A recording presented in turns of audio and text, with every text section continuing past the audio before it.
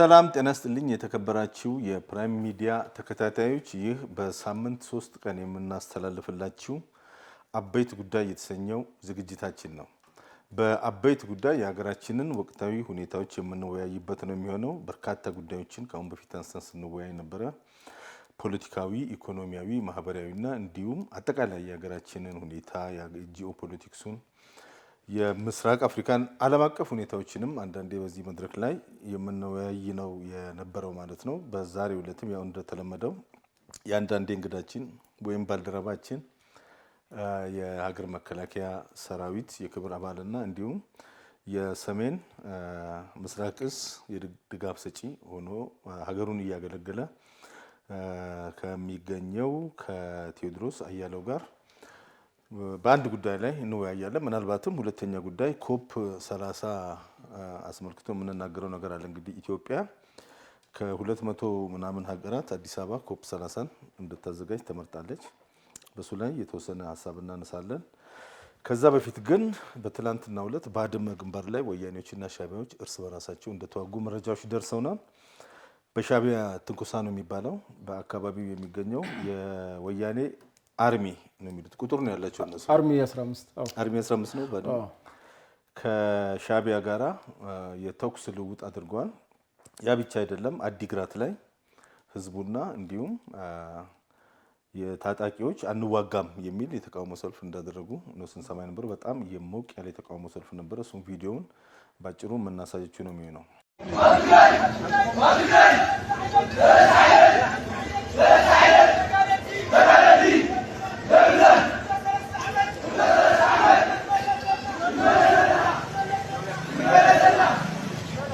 ከዚህ በተጨማሪ ራያ አካባቢ ህዝቡ አንዋጋም እያለ ነው። ከወያኔዎች ጎን አንቆምም፣ የትግራይ ምድር መኖሪያችን እንጂ መቀበሪያችን አትሆንም።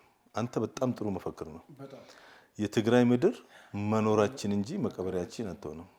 የትግራይ ወጣቶች ከፍተኛ የሆነ የእምቢተኝነት ለሰላም ያላቸውን ፍላጎት እያሳዩ ነው ያለው። ይህን ነገር እያየን ያለ ነው። በትግራይ ውስጥ ብቻ አይደለም፣ በመላ ኢትዮጵያ የሚኖሩ የትግራይ ብሔረሰብ ተወላጆችም በአሁኑ ጊዜ ወያኔዎች እያደረጉ ያለውን እንቅስቃሴ እየተቃወሙ ነው። በዓለም አቀፍ ደረጃ በውጭ ሚዲያዎች ውጭም ያሉት የነሱ ኢንተርናሽናል ድጋፍ ሰጪ የነበሩ አሁን የወያኔ አካሄድ ትክክል አይደላችሁም፣ ከዚህ በኋላ መቆም አለበት፣ በተለይ ከሻዕቢያ ጋር ያደረጋችሁ ጽማዶ በአስቸኳይ ጽምዶ መቆም አለበት። ያ ብቻ አይደለም። መሳሪያዎችን የተቀበሩ መሳሪያዎችን ወያኔዎች እያወጡ ወደ ኤርትራ እያሻገሩ ነው ያለው እየሰማን ያለ ነው። ለረጅም ጊዜ እንግዲህ ስልጣን ላይ በነበሩበት ጊዜ ያጠራቀሟቸውን መትረየሶች፣ ክላሾች፣ ዘመን ያለፈባቸው መሳሪያዎችን፣ መድፎች ቢኤም ይሄ ሁሉ አለበት። አቤት አቤት! ይሄንን ሁሉ ወደ ኤርትራ እያሻገሩ ነው። እንግዲህ መሳሪያ ብቻ አይደለም። የኢትዮጵያ መንግስት ለትግራይ ህዝብ ብሎ ወደ ትግራይ የሄደውን ነዳጅ፣ ሸቀጣሸቀጥ ሳይቀር ወደ ኤርትራ እያሻገሩ እንዳለ ነው እየሰማን ያለ ነው። ይሄ ነገር እንግዲህ ቆይቷል። መንግስት የትግራይን ህዝብ በባጀት ይደግፋል፣ ሲደግፍ ነበረ። ሌሎች በርካታ ሸቀጣሸቀጦች፣ ማዳበሪያዎች፣ ነዳጆች ወደ ትግራይ ለህዝቡ እንዲሄዱ የተደረገውን ወያኔዎች እያገቱ ወደ አስመራ እያሸጋገሩና እነኚህ ሰዎች ምንድን ነው የሚፈልጉት? ይህ በእንዲህ እንዳለ አብዛኛው የትግራይ ወጣት እጁን እየሰጠ ነው ማለት ለነጻ መሬት ወደ ሀራ መሬት በቀን ከ500 በላይ ወጣቶች ቲዲኤፍ ይባሉ የነበሩ ወደ ቲፒኤፍ የትግራይ ሰላም እና እንደዚህ አይነት ነገሮች አሉ። በሌላ በኩል ይሄ ያለ ኢትዮጵያ ኮፕ 30ን ለማዘጋጀት አዲስ አበባ ተመርጣለች። የኢትዮጵያ መንግስት የዲፕሎማሲ እንቅስቃሴ በከፍተኛ ደረጃ ውጤታማ እየሆነ ነው እያየን ያለ ነው። በተለይ የኢትዮጵያ ታሪካዊ ጠላት የምንላት ግብጽ በኢትዮጵያ መንግስት ላይ ከፍተኛ የሆነ ስራዎችን ሲሰሩ ቆይተዋል፣ እየሰሩም ነው የሚገኙት። ግን ይሄ ሁሉ ከቀን ወደ ቀን እየከሸፈ ኢትዮጵያ በምዕራቡም በምስራቁም በሩቅ ምስራቁም ባሉ ሀያላን ሀገሮች ጋር ያላት የዲፕሎማሲ ግንኙነት ከጊዜ ወደ ጊዜ እየተጠናከረ በአፍሪካ ውስጥም የኢትዮጵያ ከፍታ የኢትዮጵያ ጠላቶች አንዳንድ ባንዳዎች እንደሚመኙት ሳይሆን በጣም ጥሩ ደረጃ ላይ እንዳለ እያየን ነው ያለ ነው። የኢትዮጵያ ልማት እያየን ነው። በየቀኑ በሀገራችን ውስጥ ከፍተኛ የሆነ ለውጥ ነው እያየን ያለ ነው። በኮሪደር የነበረውን ሁኔታ የምናውቀው ነው። በአማራ ክልል ባለፈው ጠቅላይ ሚኒስትሩ እዛ አካባቢ ነበሩ። ሌሎች ብዙ ነገሮችን ካሁን በፊትም ደጋግመን ስናወራ ነበረ። አሁንም እናወራለን፣ ለወደፊቱም እናወራለን። በዚህ ዙሪያ እንግዲህ በጣም አጭር ጊዜ ነው ያለን። ከአሁን ሰዓት ጀምሮ ከ30 ደቂቃ በላይ የለንም፣ ብዙም የለንም። ዛሬ ያው የሰው ፕሮግራም ተጭነን ስለገባን ቶሎ ወደ ጉዳያችን ገብተን አድማጭ ተመልካቾቻችንም ከኛ የሚጠብቁትን መረጃና እንዲሁም የእኛን ምልከታ ከዛም ደግሞ እነሱ የጋራቸው አድርገው በርካታ ነገር እንደ ግል የምታንጸባርቀው ገዢ ሀሳብ ይሆንና የጋራ አጀንዳ ይሆናል እና ይህን የምታየው ደግሞ በተለይ በትግራይ አካባቢ እንግዲህ ከዚህ በፊት እኛ ከወገንተኝነት በተነሳ ከትግራይ ሕዝብ ጥቅም አንጻር ከትግራይ ሕዝብ ሰላም መናፈቅ አንጻር ስናነሳቸው የነበሩ ዋና ዋና ጉዳዮች በተለይ ጦርነት ይቁም፣ የትግራይ ሕዝብ አይደለም ጦርነት የመሸከም ከዚህ በኋላ አንድም ነገር መንገድ እንኳን መዘጋት የለበትም ነው የኛ አቋም የነበረው። ሰላም ይስፈን፣ ሰላም ይምጣ፣ ችግርም ካለ ልክ በፕሪቶሪያ በተቀመጠው ስምምነት መሰረት ይፈጸም። ለዚያ ተፈጻሚነት ደግሞ እናንተ ትግራይ ውስጥ ያላችሁ ባህላዊ ጄኔራሎችና እጃችሁ በደም የጨቀየ እንዲሁም ደግሞ ሰዎችን በማጋደል ጦርነት ውስጥ ተደብቃችሁ ለመኖር የምትፈልጉ ሰዎች ለትግራይ ሕዝብ አስባችሁ ሳይሆን ራሳችሁን በዛ ቆፈን ውስጥ በዛ ምሽግ ውስጥ በጦርነት ምሽግ ውስጥ ራሳችሁን ደብቃችሁ ለመኖር ስለምትፈልጉ እንጂ የትግራይ ሕዝብ ጦርነት አይሻም የምንለው ነገር ዛሬ ሕዝቡ ተቀብሎት በተለይ ደግሞ የሚገርምህ ውጭ ያለውም ውጭ ስላለ ነው ትላለህ።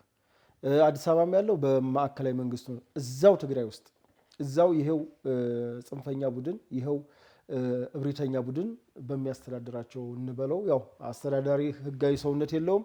ህጋዊ ሰውነት ያለው የትግራይ ጊዜ አስተዳደር ነው። ነገር ግን ቀምተው ነው ሙሉ በሙሉ ቢሮዎችን ሰብረው ገብተው ነው እያስተዳደሩ ያለውና ራሳቸው እንመራዋለን የሚሉት አርሚ እናንተ ለወንበር እኛ ለውልቸር አይሆንም የሚል ከፍተኛ የሆነው ውግዘት ተደጋግሞ ሲነሳ ነበር። በቅርቡ ደግሞ ከሻቢያ ጋር ያላቸውን ግንኙነት በግልጽ በማን አለብኝነት ታሪክ የሚጠይቀናን ሳይሉ ትላንትም ያልነው ይሄ ነበር ዛሬ ይሄን እንባላለን ሳይሉ በድፍረት እንደውም የሀገርን ሀብት እንግዲህ በፕሪቶሪያ ትልቁ ስምምነት ምንድነው? ያሉ መሳሪያዎችን ጦር መሳሪያዎችን አስረክቡ። ከፍተኛ ጦር መሳሪያ እንዳላቸው ይታወቃል። በመንግስት አቅም ልክ ነው ያላቸው። መካከለኛ የቡድን መሳሪያ አለ፣ ከዛ ዝቅተኛ የነፍስ ወከፍ አለ። ይህን ሁሉ በተራ በወርድ አስረክቡ በተዋረድ አስረክቡ ብሏቸው እሺ ብለው አሮጌ እኮ መሳሪያ እንዳስረክቡ እኮ መንግስት ያውቃል። መንግስት ግን በሆደ ሰፊነት እንደተሸወደ ሆኖ ዝም ያላቸው ትላንት ይዘውት ምንም ስላልፈየዱበት ዛሬም የነሱ ያላቸውን ቁርጠኝነት ምክንያቱም አምነው እስካልመጡ ድረስ ሂጄ በኃይል አወጣለሁ ብትል ትችላለህ፣ ግን አወጣለሁ ብትል አፈረሰ ይሉሃል። አሁን በራሳቸው ያኔ የደበቁትን መሳሪያ የትግራይ ሀብት ማለት የኢትዮጵያ ነው። ሲጀምር የትግራይም አልነበረም። በግጭት በጦርነት ጊዜ ተወሰደ። ከዛ በስምምነት ሊመልሱ ነው። ሲመልሱ ምን ሊያመል ታንክ ሲሰጡ ትራክተር ይሰጣቸዋል። ለትግራይ ህዝብ በአሁኑ ሰዓት ከታንክ ይልቅ ትራክተር ይጠቅመዋል። ከጦርነት ይልቅ ልማት፣ ከግጭት ይልቅ ሰላም ለትግራይ ህዝብ በአሁኑ ሰዓት ለትግራይ እናት ምን ያስፈልግሻል ብትባል እንደ እህል እንደ ውሃ ሰላምን ነው የምትመርጠው። እና ወጣቱም በዛው ልክ ነው። አሁን እያደረጉ ያሉት የአገር ክደት ይህንን ፈጠር ነው ባሉት ግንኙነት የተደበቁ ቢኤም መሳሪያ 40 ጎራሽ ነው። በነገራችን ላይ አቶ ጀዋር ቢኤም ማለት 40 ጎራሽ ነው። መድፍ የተለያዩ 3 አይነት መድፎች አሉ። ከጄኔራል መድፍ ጭምር ነው ደብቀው ያሉት እኒህ ሰዎች። ያንን ነው አውጥተው እነኛን ኮንዶሚኒየሞችና መርከብ ሁሉ እዛ ደብቀው ይሆን እንደመቆፈር ምክንያቱም በጣም ሌባ ናቸው ማለት ነው። ወያኔዎች የመጨረሻ ሌባ ናቸው ማለት የሀገርን ንብረት ወስደው መሬት ውስጥ ቆፍረው መንግስት ሆነው እኮ መጠቀም ይችላሉ። አሁን እነኛ ጀነራሎች በስነ ስርዓቱ በኢትዮጵያ የሀገር መከላከያ ሰራዊት ውስጥ ቢሳተፉ መድፍ አይደለም ሮኬትና ምንድነው ድሮን ሊታጠቁ ይችሉ ነበረ። የመሳሪያ ፍቅር ከሆነ ያላቸው የመሳሪያ የጦርነት ፍቅር ከሆነ አንድ ሀገር ሊኖራት የሚገባው አንድ መከላከያ ሰራዊት ነው። የዛ መከላከያ ሰራዊት አባል ነበሩ። አባልም ሆኖ የመቀጠል እድል ነበራቸው። ተስፋው እድሉ ነበራቸው። ማንም የከለከላቸው የለም። ነገር ግን ይሄ ሁሉ እያለ መሳሪያ ወስደው ጉድጓድ ቆፍረው መድፍ ቀብረው ቁጭ ብለው ጠብቀው 1 ዓመት 2 ዓመት 3 ዓመት ጠብቀው እንደገና አሁን ደግሞ ቆፍረው ሲያወጡ ከዚህ በላይ ምን አሳፋሪ ነገር አለ? ምን አይነት ተግባር ነው? ሰዎቹ ሲጀመር እነዚህ ሰዎች አሁን ይሄ ባህላዊ ጄኔራል ራሳቸውን ብለው የሾሙ ሰዎች ስታያቸው በራሱ እንዲህ ሰው እኮ ገጽታውን አይተው እኮ ይነግርሃል እኮ ምንም ተስፋ የላቸውም። አሁን ሰው መሪ ነኝ የሚለው ተስፋ ሲኖረው ነው። አሁን ዶክተር አብይን አይተህ እዛ ያሉ ጨለምተኞችን ስታያቸው በራሱ በገጽታቸው እንኳ ምን አይነት ሰዎች ናቸው እኒህ ሰዎች ብለህ እኮ በእይታ እኮ ማርክ የምታደርጋቸው ሰዎች ናቸው። የሞት መንፈስ ነው ያለባቸው እነዚህ ባህላዊ ጄኔራሎች። ተስፋ ይታይባቸው ምንም ተስፋ ጨለምተኛ ናቸው። ሁሉ ነገር ነው። በቃ ስለ ሰላም እያወራህ አሁን ክቡር ጠቅላይ ሚኒስትሩ ስለ ችግኝ እያወራ የሚያወሩ ስለ ሞት ነው። ስለ ወንዝ ልማት ሲያወራ የሚያወሩት እነሱ ስለ ደም ጎርፍ ነው። በቃ በተቃራኒው ኦፖዚት ልክ ብርሃን ስትላቸው ጨለማ ይሉሃል፣ እድገት ስትላቸው ጥፋት። ከዚህ ውጭ የሚታያቸው መንገድም የለም። ከዛ በተረፈ ሌላው የከሸፉበት ነገር የትግራይ ህዝብ በህዋት ዋስትና ላይ በህዋት መኖር ላይ ነው ዋስትናው ሲሉ የነበረው ነገር አሁን እሱ ከሽፎ ሌሎች በእነሱ ዘመን የፈጠሯቸው ጥቃቅናና አነስተኛ ተቃዋሚዎች ተዋቸው። በአሁኑ ሰዓት የሚገዳደራቸው በአሁኑ ሰዓት የፈሩት በአሁኑ ሰዓት መቀሌ ላይ ገና ጽህፈት ቤቱን እንዳስቀመጠ የፈሩት የስምረት ፓርቲ ማለት ነው። በጣም እንደ ጦር የፈሩት። በነገራችን ላይ ወያኔ በዘመኗም ከትጥቅ ትግል ይልቅ ሰላማዊ ትግልን ትፈራለች። ያ የምትፈራው ሀሳብ የላቸውም። በቃ ደረቅ ነገሮችን ማሰላሰል ማስረዳት ስለማይችሉ የእውቀት ድርቀት ስላለባቸው ሀሳብን ሞግተው ከማሸነፍ ይልቅ በኃይል ጨፍልቀው መያዝ ነው። በኃይል ለመጨፍለቅ ቲፒኤፍ ተፈጠረባቸው በኃይል እንዳይሉ። እንደውም ከዚህ ካለው እነሱ ያዝነው ከሚሉት ኃይል ይልቅ እነሱ ያዙት ኃይል እኮ የደመወዝ ጥያቄ ያለበት ነው። ገና እነሱን የሚበላ እኮ ነው። እኛ መሬት አልናችሁ እንጂ ኑረን ቤት የምንሰራበት መሬት አልነ እንጂ መቀበሪያ ነው ወይ ያልናችሁ ነው እኮ አሁን ጥያቄ። አሁን ትላንት አድግራት ላይ የተፈጠረው የአርሚ 15 እንቅስቃሴ እኛ ኑረን የመኖሪያ ቦታ አልን እንጂ ቤት የምንሰራበት መቀበሪያ ቦታ አልናችሁ። እናንተ የሚታያችሁ ምሽግ፣ የሚታያችሁ የኛ ሞት፣ የሚታያችሁ እኛን አስገድላችሁ እናንተ መኖር መደሰት እማናውቅ እንዳይመስላችሁ። አንዴ ስለገባንበት አንዴ ስለካፈርኩ አይመልሰን ብለን ስለገባንበት እንጂ የእናንተ አካሄድ ለትግራይ ህዝብ ቀርቶ ለኛ ለያዛችሁን እንኳን አካላት ሰራዊት አያዋጣም። ይሄ ነገር ቆይቷል። አሁን ውስጡን ብዙ ነገሮች እንሰማለን። የአዲግራት አሁን በግልጽ ነው ጦርነትን ተቃውሞ ህዝቡ ሰላማዊ ሰልፍ የወጣው። ራያ አካባቢ ኦልሞስት ህዝቡ ተቀባይነት የለውም። ቲፒኤልኤፍ በራያ 100% ጨርሷል። በሌላውም እንደዚሁ እየተዛመተ እንደርታ ጨርሷል። አቶ ጀዋር እንደርታም ጨርሷል። ይኸውልህ ልንገርህ፣ አሁን ትግራይ ላይ ምን አይነት ቦታዎች አሉ መሰለህ? ሽሬ አለ፣ አድዋ አለ፣ አክሱም አለ፣ አድግራት አለ፣ እንደርታ አለ፣ ራያ አለ እና ተንቤን አለ። ተንቤን የቆየ ነው። ድሮ በነመለስ ጊዜ የማንነት ጥያቄ ያለባቸው ናቸው። የነ አጼ ዮሐንስ የነ አሉላ አባ ነጋ አገር ነው። በፊትም የባላባት ሀገር ተብሎ በአይነጎሪጥ እየተያየ ባላባት ያለቀበት ነው። በትግራይ ኃይሎች በእነዚህ ጠባቦች ባላባት ያለቀበት ማለት ተንቤን ምድር ነው። እንደርታ ለዘብተኛ የሚሉት ይሄ ኢትዮጵያዊነት መንፈሱ እኔ አሁን ሌሎችን እየከፋፈልኩ አይደለም። ስነ ልቦና ውቅሩ በራሱ አሁን መቀሌ ላይ በአማርኛ ነው የምትነጋገረው። ምንም ሌላ ነገር አይከለከልም። እኔ በማውቀው ልክ ማለት ነው። እያንዳንዱን ነገር ኢትዮጵያዊነት መንፈስ ያለበት እንደውም አዲስ አበባና መቀሌን የማትለይበት አንዳንዴ አዲስ አበባ ነው ያለው መቀሌ እስከምትል ድረስ የምትገረምበት ቦታ ነው መቀሌ ማለት። ትልቁ የዚህ የነስባት መንፈስ ያለበት አድዋ ነው። አድዋ እንጭጮ የሚሏት ምናምን አለ የነመለስ ይሄ የትውልድ ቦታ። እንዲህ አይነት ቦታዎች አሁን ይሄን ጎጥ ስንጠቅስ አድዋ ውስጥ ክፉ ናቸው እያልን አይደለም። ብዙ ደግሞ ምሁራኖች አሉ። ለምሳሌ የአባይ ጉዳይን ለመጀመሪያ ጊዜ የጻፉት ፕሮፌሰር ክንፈ ገብረመድህን የአባይ እንዴት መገደብ እንዳለበት የናይል ኢኒሼቲቭ ማለት ነው። አባይ እንዴት መገደብ እንዳለበት ያሳወቁ ናቸው። የአድዋ ሰው ናቸው። በአድዋ ጦርነት አዋሎም የሚባለው ጀግና ለአጤ ምኒልክ የሰለለው ጀግናው የአድዋ ሰው ነው። ከነዘር ማንዘሩ ጣሊያን በኋላ በሁለተኛው ቂም ይዞ መጥቶ የጨረሰው የአድዋ ሰው። በአጠቃላይ ትግራይ ውስጥ ቲፒኤልኤፍ መሰረት እያጣ ነው። መሰረት አጥቶ አሁን በግዛት ግን ይህንን ማስተባብልልህ እንደው መቼም ለሚዲያ ስንል እንደው ነገሌ ጎራ ተብሎ እንዳይያዝ ነው እንጂ በደፈናው ከሄድነ አሁን ቤዝ የተወሰነ ነገር የቀረው አድዋና ሽሬ አካባቢ እንጂ አብዛኛው ራያ ከሞተ ቆይቷል ያለቀ። ስለዚህ አሁን እዚህ ጋር አሁን አብዛኛው ወያኔዎችን እየተቃወሙ ነው ያለው። አድግራት የትላንትና ሰላምን ይፈልጋል ማለት ነው። ሰላምን ይፈልጋል። ይሄንን እየተናገሩ ነው። ለወያኔ ያላቸውን ተቃውሞ ለጦርነት ያላቸው ወያኔና ጦርነት አንድና አንድ ናቸው፣ ልዩነት የላቸውም። ወያኔ በዓለም ላይ የወያኔ ሰዎች እስካሉ ድረስ ከጦርነት ተፋተው መኖር አይችሉም። ምክንያቱም ወንጀለኞች ስለሆኑ ወደ ሰላም ከተመጣ ስለሚጠየቁ እስኪ ያው እድሜያቸው ደርሶ እስኪያልፉ ድረስ በጦርነት መኖር ይፈልጋሉ። ህዝቡ አሁን ትላንትና የማይፈልገውን ነገረን እንጂ የሚፈልገውን አልነገረንም። ለምንድን ነው ይሄ ህዝብ ከዚህ ስቃይ ለመቀላቀል የማይፈልጉትን ብቻ ሳይሆን የሚፈልጉትን ለምን አይነግሩ ነው? ለምሳሌ ቲፒኤፍን እንፈልጋለን ከሆነ የሀገር መከላከያ ሰራዊት ይምጣልን እናት ክልሉን ያረጋጋ የሚል ከሆነ የትግራይ ህዝብ በግልጽ ይህን ወጥቶ ለምን አልተናገረም? ይሄንን እስካልተናገረ ድረስ ወያኔዎች አሁንም ሩም አላቸው፣ ክፍተት አላቸው ማለት ነው። ስለዚህ እንደዛውን ሰላማዊ ሰልፍ የወጡት ሰዎች እየተበቀሉ ይኖራሉ። ልንገርህ እሱ ላይ አቶ ጀዋር አሁን አንዳንዴ ፖለቲካሊ አይደለም የምንነጋገረው። ፖለቲካሊ ከሆነ ቋንቋችንም ያው በዛው ልክ መሄድ አለበት። አሁን ትግራይ ወያኔ ኢትዮጵያን ጨቁና የያዘች ቡድን ነበረች።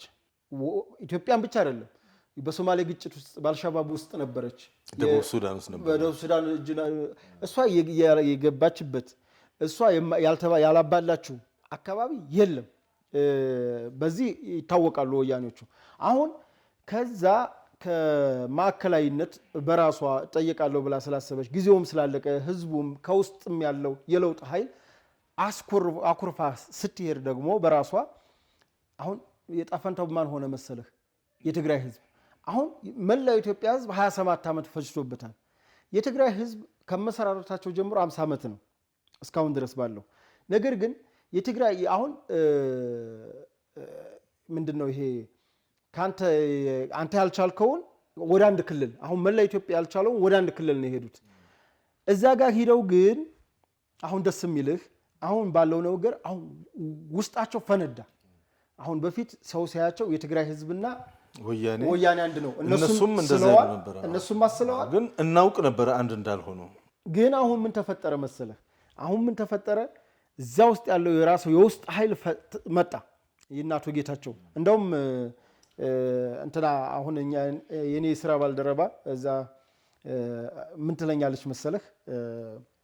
ወያኔ ሁልጊዜ ባለሰበብ ነው ህዝቡ ላይ የሚጭረው ነገር አለ። ለምሳሌ አለ 1977 የትግራይ ህዝብ ችግሩ እነ ዶክተር አረጋዊ በርሄ ናቸው ተብለው እነ አረጋዊ በርሄ ተባረሩ አለ።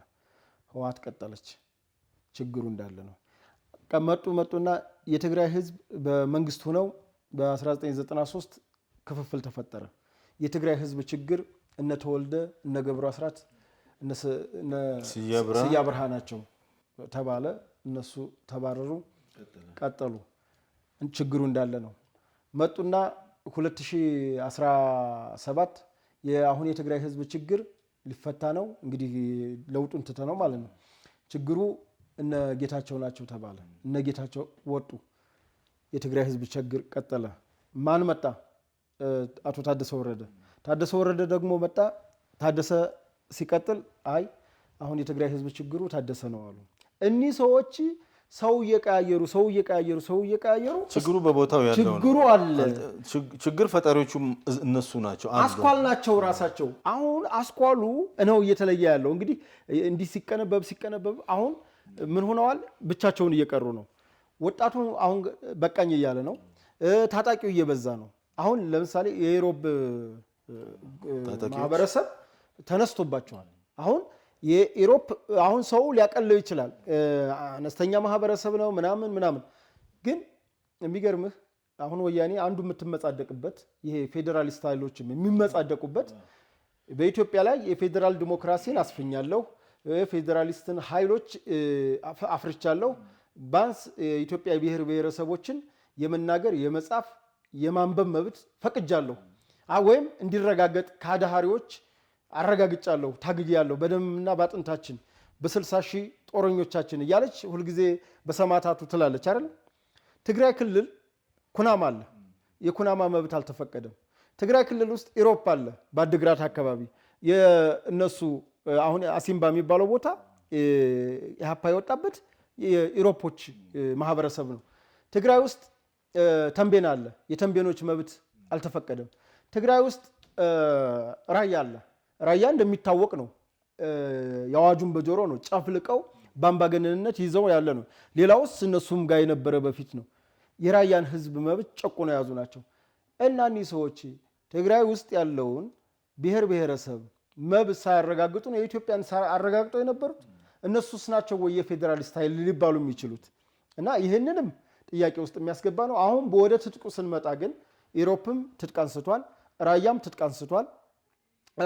ኩናማም ከኤርትራ ከገባ ቆይቷል፣ ይወጋቸዋል። አሁንም እኒህ ሰዎች እርስ በራሳቸውም እየተዋጉ ነው። ቲፒኤፍ እና በአንድ በኩል ሸቀጣ ሸቀጥ ወደ ኤርትራ ይልካሉ፣ በሌላ በኩል ደግሞ ባድሜ ላይ ወያኔና ኤርትራ ይዋጋል። ትናንትና አሁን ሲዋጋ ነበረ። አዘበራረቁት። ህዝቡን የትግራይን ህዝብ መከራ ውስጥ እየከተቱት ነው ያለው። ይሄ ለምን መሰለህ? አሁን ሻቢያዎች እንግዲህ ሻቢያ እንደምታውቀው የብልጥት ፖለቲካን ሁልጊዜ የሚጠቀሙባቸው ሲጀመር እኮ አያስቡም ነው የሚሏቸው እኒህን ሰዎች ማለት ነው። አያስቡም ብለው እንደ እንትን ይንቋቸዋል። በጣም ነው የሚንቋቸው። እና ከንቀታቸው የተነሳ አሁን ሰሞኑን ሲያደርጓቸው የነበረው ይሄ ጽማዶ ፈጠር ነው ብለው ከኢትዮጵያ በተለይ ከአፋር ክልልና ከምስራቅ አማራ በምንለው ቀጠና ውስጥ ነዳጆችን ወደ ትግራይ ክልል መውሰድ። የትግራይ ኮታ አለ። ከትግራይ ኮታ አልፎ ትግራይ ላይ ባጃጅ ሹፌሮች የሚያንቀሳቅሱበት ሰልፍ ወጥተው ነበር። እንደውም መቀሌ ላይ ባጃጅ ሹፌሮች የሚያንቀሳቅሱበት አጥተው ባጃጅ ሹፌሮች አላንቀሳቅሰን አላችሁ ሲሏቸው የሰዓት ገደብ ጣሉባቸው። ምክንያቱም 24 ሰዓት ከሰሩ ነዳጅ ሊጠይቁ ነው። አየኸው፣ ነዳጁን ደግሞ ወደ ኤርትራ ወደ አስመራ እያሳለፉት ስለሆነ እዚህ ጋር ነዳጅ ቁጠባ መቆጠብ ስላለባቸው የደህንነት ችግር እንዳለ አስመስለው ባጃጅ ሹፌሮችን ከለከሉ። እዛም አልፎ ለትግራይ የሚሄደውን ከንግድ እንግዲህ የኢትዮጵያ የፌዴራል ንግድ ሚኒስቴር ነው እነ አቶ ካሳሁን ጎፌ ናቸው የሚመድቡላቸው። ያን የተመደበ የነዳጅ ምድብ የትግራይ ኮታ ያላት ነው። የልማት አለው፣ የተቋማት አለ፣ የባንኮች አለ። ያን ሁሉ ነዳጅ ወስደው ለኤርትራ ነው የሚሸጡ በኮንትሮባንድ። አማራ ክልልና በአፋር ክልል እንዲሁ በኮንትሮባንድ ወስደውታል። ሸቀጥ ከመሀል ሀገር ጤፍ ሸቀጣ ሸቀጥ በአፋር በኩል ነው የሚያልፈው። ታዲያ የሰሞኑ ትንኮሳ ልንገርህ፣ ሰሞኑን ተነኮሱ። አሁን አፋር አካባቢ ያለው ነገር ስቴትመንት አለ። በፊት ዝም ብሎ አለ አይደለ፣ በወዳጅነት ፕሪቶሪያ ስምምነት እየተባለ እስኪ ንግድ ፍቃድ አንጣ፣ ንግድ ፍቃድ የለውም። እስኪ እንዲህ አንጣ፣ ምንም ነገር የለውም፣ ዶክመንት የለም። ተውና አታችመንት የሌለው ሸቀጣ ሸቀጥ ከአዲስ አበባ ተጭኖ ይሄዳል። እዚህ እንዴት አለፈ? ያ ብቻ አይደለም። አሁን ባለፈው ሳምንት ስሰማ የነበረው ኦልሞስት የጥቁር ገበያ የውጭ ምንዛሬን በከፍተኛ ብር አውጥተው ለመግዛት ሲንቀሳቀሱ የነበሩ ሰዎች እንደው በወፍ በረር ሰምቼ ነው እስከ $100,000 ምናምን አሁን ከባንክም ከጥቁር ገበያም ጨምረው በጣም ጨምረው ዶላር ለመግዛት ሲንቀሳቀሱ ሁሉ ስንሰማ ነበር። አንዳንድ የነሱ ሰዎች እዚህ ከተማ ውስጥ እና የተያዙም እርምጃም ያው ማለት ወደ ህግ የቀረቡ አሉ። ፖሊስም የያዛቸው አለ፣ የተደረሰባቸው። ልክ ነህ። እሱ በነገራችን ላይ ይሄ ኢኮኖሚካሊ ዋር በነ ፕሮፌሰር ብርሃኑ ነጋ በግንቦት 7 እንቅስቃሴ ነው ካስታወስክ፣ በግንቦት G7 እንቅስቃሴ ወቅት ነው ይሄ ነገር የተለመደው። እና ይሄን ኢኮኖሚውን መያዝ የሚለው ተወው። እኛ እኮ በምንጠቀመው ነገር አሁን እኔ መንግስት ልማት ማምጣቱ ተስፋ መሆኑ ሜጋ ፕሮጀክቶችን መፈጸሙ ጥሩ ነው። ግን እኔ በትልልቆቹ ፕሮጀክት የተሸፈኑ ጥቃቅን የሚመስሉ ግን አገር የሚጎዱ በርካታ ጥፋቶች አሉ። አሁን ካለን ሰዓት ጋር አሁን ምንድነው ሌላ ጊዜ አሁን በራያ አካባቢ እየሰማን እንግዲህ ብዙ ነው ነገሩ። ያው እየሰማን ያለ ነው ምንድነው የፋኖ ኃይልና የወያኔ ኃይሎች አሁን የወያኔ ርዝራዦች አሉ ራያ አካባቢ ከላይ ወያኔ ራያ ሊዝ መጣ ፋኖ ደግሞ ወያኔ ሊከላከል ነው የሚል አላማጣ ላይ እንደዚህ ተደረገ ፋኖ የሚወራ ነገር አለ። በሌላ በኩል ወያኔዎችና ፋኖች ተባብረው ራያ ላይ የዘረፋ ኔትወርክ ዘርግተው ህዝብን እያሰቃዩት ነው። የህዝብን ንብረት እየዘረፉ ነው። ይሄ ዛሬና ትላንት የሆነ ያለ ነገር ነው እና ይሄንን ውስጡ ሆነው በሌላ በኩል ደግሞ ይሄ ነገር አማሯቸው በርካታ የፋኖ ወጣቶች ወደ መንግስት እጃቸውን እየሰጡ እንዳለ ነው እየሰማን ያለ ነው። ከዚህ ይሄ እንግዲህ ምንድነው አሁን እኔ በጣም እውነቱን ለመናገር ለምንድነው ለህዝቡ እረፍት የማይሰጡት? ለትግራይ ህዝብ፣ ለራያ ህዝብ፣ እዛ አካባቢ ለሚኖር ህዝብ ለምንድነው እረፍት የማይሰጡ? እንደው እስኪ በእንደዚህ አይነት የተመሰቃቀለ የትግራይ ሁኔታ ውስጥ የትግራይን ህዝብ የዕለት ተዕለት ኑሮ እንዴት እናስበው? መልካም ይሄ የዘረፋ ኔትወርካቸው ከሻቢያ ጭምር ነው ያለው። ሻቢያ መሳሪያ ያመጣል። መሳሪያውን ይሄ አሁን የትግራይ ጊዜያዊ አስተዳደር ሳያውቅ ቀርቶ ሳይሆን ክልሉን እንግዲህ እያስተዳደረ ነው። ነገር ግን ከዛላምበሳ ጀምሮ የሚመጣበት መስመር ይታወቃል። ራያ ይደርሳል። ራያ ከደረሰ በኋላ ለጽንፈኛ ቡድን ይከፋፈላል። ጽንፈኛ ቡድን ደግሞ ባላቸው መዋቅር እስከ ሸዋ ድረስ እነ ተፈራ ማሞ ሽንጣቸውን ገትረው የሚከራከሩት እኮ በዚያ ኔትወርክ ጥቅም ስለሚያገኙ ነው። በዚያ ኔትወርክ የሚመጣውን ጥቅም እንዳይቀርባቸው የግድ ሽንጣቸውን ገትረው የወያኔ አሽከርነታቸውን ያረጋግጣሉ። በበቀደሙም በከሰም ክፍለ ጦር መስርቻለሁ ብሎ ሲናገር እንግዲህ አንድ የተከበረ የሀገር ጄኔራል በኋላም ክቡር ጠቅላይ ሚኒስትር በፈቀዱላቸው መሰረት በሰሜኑ ጦርነት ወቅት ከተባረሩበት ተመልሰው አገር ክንታደግ ተብሎ የአማራ ልዩ ኃይልን እየመራ የነበረ አንድ ትልቅ ጄኔራል በእነዚህ እረኞች ገብቶ እነሱን ደስ ለማሰኘት አውቀዋለሁ። ተፈራ እኮ 7 ዓመት አብሬ ታስረናል እኮ አሳምነው ተፈራ፣ አጠቃላይ እስክንድር ፋንታሁን ማን ነው እኔ ጋር ያልታሰረ አሁን ጫካ ያለ ሁላቸውንም ባህሪያቸውን አውቃለሁ እኮ። ለወያኔ ያላቸውንም አመለካከት አውቃለሁ። ወያኔን አይወዷትም። ዛሬ ለጥቅም ሲባልና ካፈርኩ አይመልሰኝ ትግልክ ጀምሬያለሁ ተብሎ ይሄ ጥማዶ እያሉ በገቡበት በዚያ ኔትወርክ ስለገባ እንዴት ከህሊናው ጋር ሰው ይጣላል?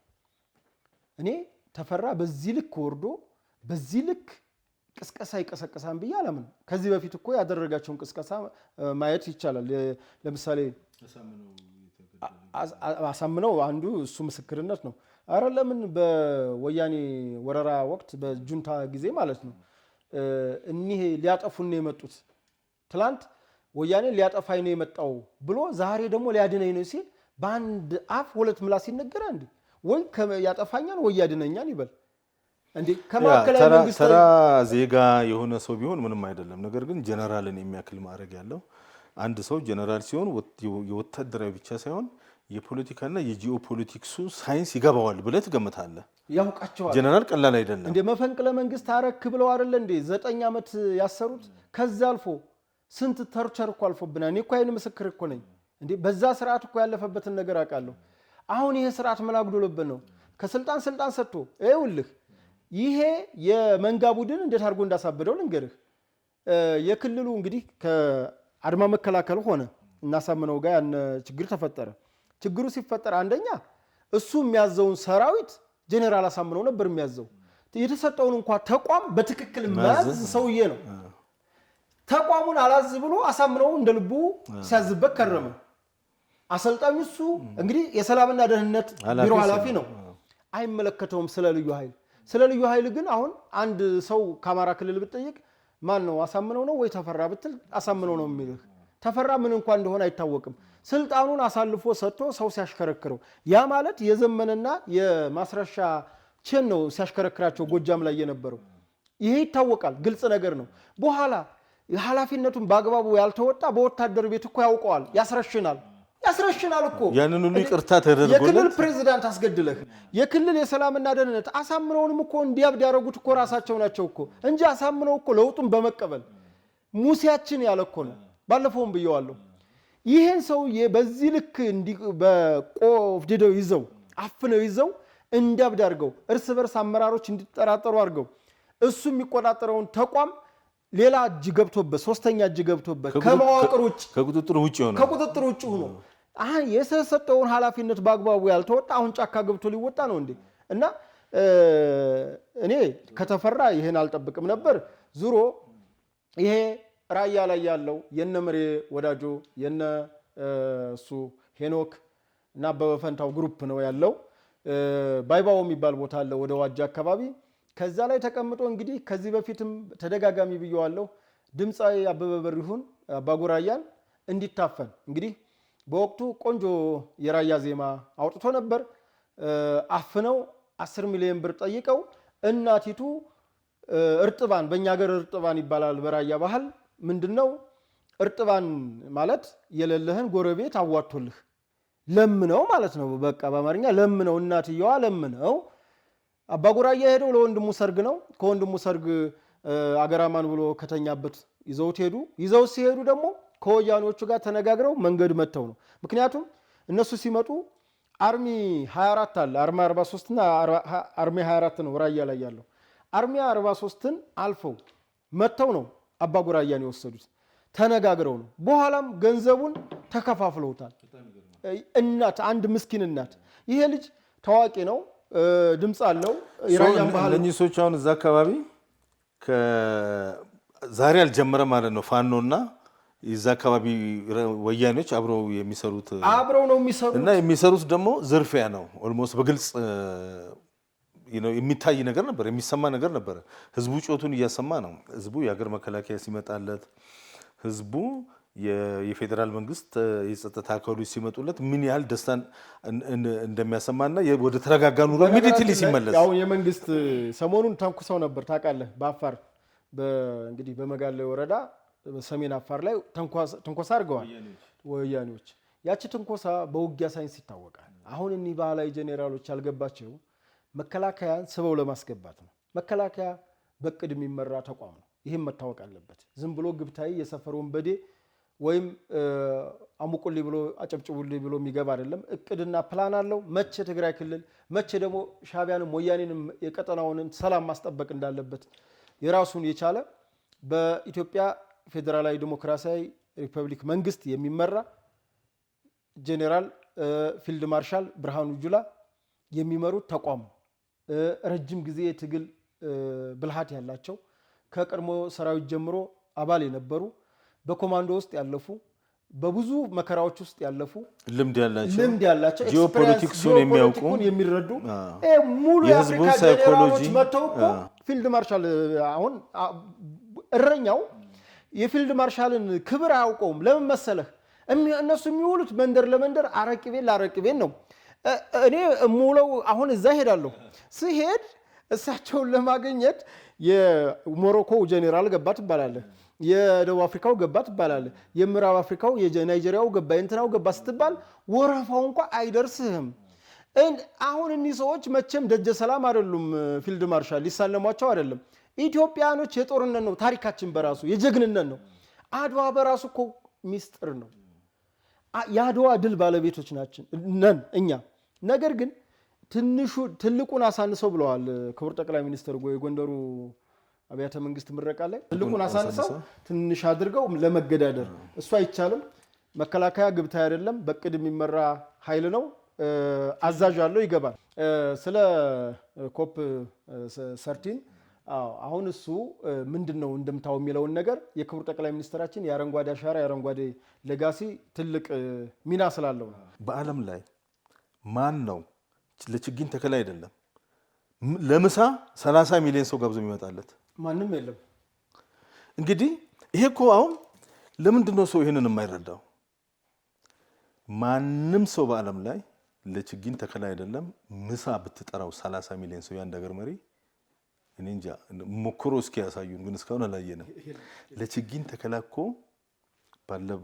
ባለፈው ክረምት 720 ሚሊዮን ችግኝ ለመትከል 30 ሚሊዮን ሰው ተጠርቶ ወጣ፣ ተከለ፣ ገባ። ይህን ነው ዓለም ሪኮግናይዝ እያደረገ በደንብ እውቅና ሰጥቷል። እና ይሄ ምንድነው የሚነግራችሁ ለአንዳንድ ሰዎች? አሁን ይሄ እንግዲህ አንዱ ሲንግል ነገር ነው።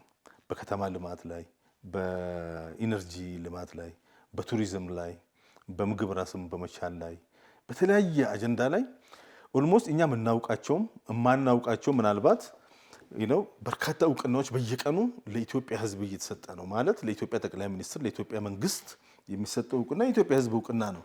በነገራችን ላይ እነኚህ ከባንዳዎችም እኮ አንዳንዴ የዚህ የእውቅናው ተካፋይ መሆን ይፈልጋሉ።